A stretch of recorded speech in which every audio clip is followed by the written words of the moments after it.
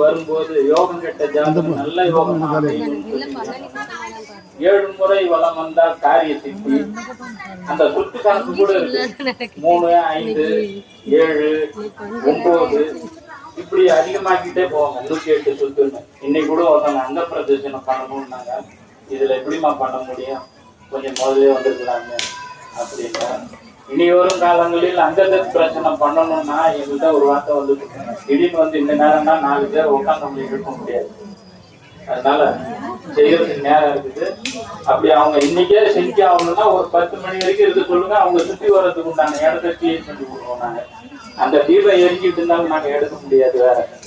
அதனால இனி வரும் காலங்களில் செவ்வாய் வெளியில வந்து கூட அங்க பிரதர்சன வேண்டுதல் இருந்தா செய்யுங்க. பஞ்சமியில ஒரு நாள் முடியாது, ஏன்னா எல்லாரும் உட்கார்ந்தாகணும்.